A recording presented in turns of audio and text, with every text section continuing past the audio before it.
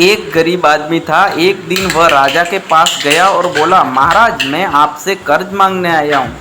कृपा कर मुझे आप 5,000 रुपये दे। मैं 5 वर्ष के अंदर आपके रुपये वापस कर दूंगा। राजा ने उसकी बात पर विश्वास कर उसे 5,000 रुपये दे दिए। 5 वर्ष बीत जाने के बाद भी उस व्यक्ति ने राजा के 5,000 रुपये नहीं लौटाए। तब राजा को मजबूरन उसके घर जाना पड़ा, लेकिन वहाँ वो व्यक्ति नहीं मिला। जब भी राजा वहां जाता, बहाना बनाकर उसे वापस भेज दिया जाता है। एक दिन राजा उस व्यक्ति के घर गया।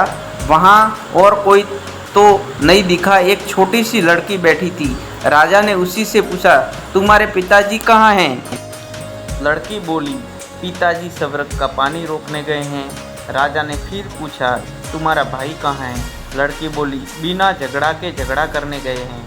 राजा के समझ में एक भी बात नहीं आ रही थी, इसलिए वह फिर पूछता है, तुम्हारी माँ कहाँ है? लड़की बोली, माँ 1 से 2 करने गई हैं।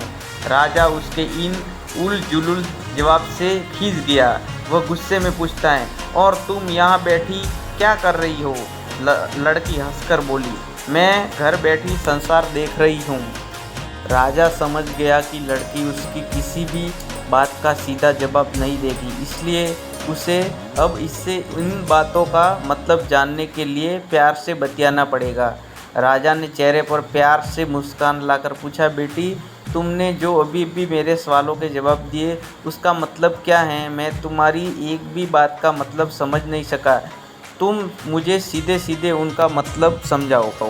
लड़की ने भी मुस्कुरा कर पूछा, अगर मैं सभी बातों का मतलब समझा दूँ तो आप मुझे क्या देंगे? राजा के मन में सारी बातों को जानने की तीव्र उत्कंठा थी। वह बोला, जो मांगोगी वही दूंगा। तब वह लड़की बोली, आप मेरे पिताजी का सारा कर्ज माफ़ कर देंगे तो मैं आपको सारी बातों का अर्थ बता दूंगी। राजा ने कहा, ठीक है, मैं तुम्हारे पिताजी का सारा कर्ज माफ़ कर दूंगा। अब तो सारी बातों का अर्थ समझा दो।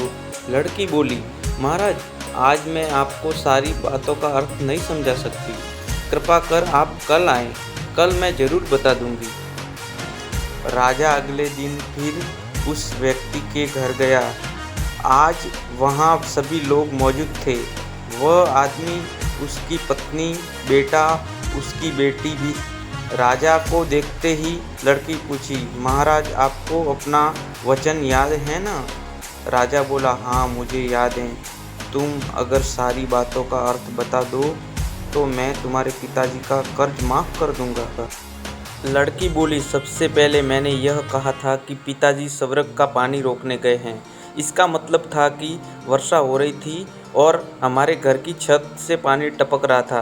पिताजी पानी रोकने के लिए छत को छा बना रहे थे, यानी वर्षा का पानी आसमान से ही गिरता है और हम लोग तो यही मानते हैं कि आसमान में ही सवरक हैं। बस पहली बात का अर्थ यही है।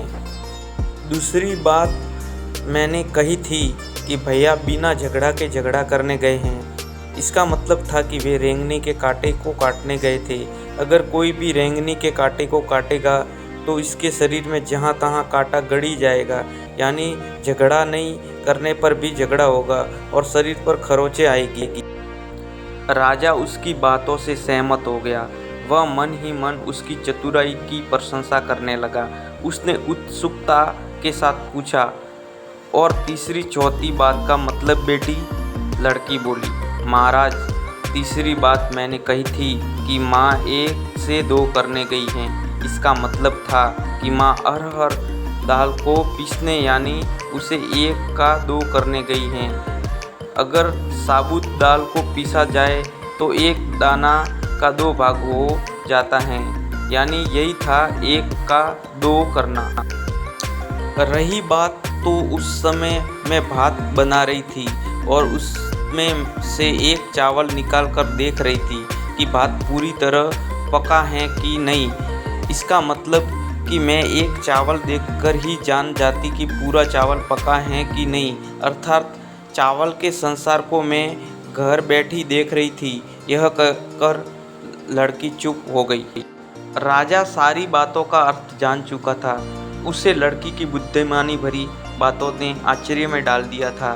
फिर राजा ने कहा, बेटी, तुम तो बहुत चतुर हो, पर एक बात समझ में नहीं आई कि यह सारी बातें तो मुझे कल ही बता सकती थी, फिर तुमने मुझे आज क्यों बुलाया? लड़की हंसकर बोली, मैं तो बता ही चुकी हूँ कि कल जब आप आए थे तो मैं भात बना रही थी। अगर मैं आपको अपनी बातों का मतलब समझाने लगती तो भात गीला हो जाता या जल जाता, तो माँ मुझे ज़रूर पिटती। फिर घर में कल कोई भी नहीं था। अगर मैं इनको बताती कि आपने कर्ज माफ़ कर दिया है तो मेरी बात का विश्वास नहीं करते। आज स्वयं आपके मुंह से सुनकर कि आपने कर्ज माफ़ कर दिया है, जहां इन्हें इसका विश्वास हो जाएगा वही भी खुशी भी होगी। राजा लड़की की बात सुनकर बहुत ही प्रसन्न हुआ। उसने अपने गले से मोतियों की माला निकाल उसे देते हुए कहा, बेटी यह लो अपनी चतुराई का पुरस्कार। तुम्हारे पिताजी का कर्ज तो मैं माफ़ कर ही चुका हूँ। अब तुम्हें या तुम्हारे घर वालों को मुझसे बहाना नहीं बनाना पड़ेगा। अब तुम लोग निश्चिंत होकर रहो। अगर फिर कभी किसी चीज़ की ज़रूरत हो बेझिझक होकर मुझसे कहना। इतना कहकर राजा लड़की को आशीर्वाद देकर चला गया। लड़की के परिवार वालों ने उसे खुशी से गले लगा लिया।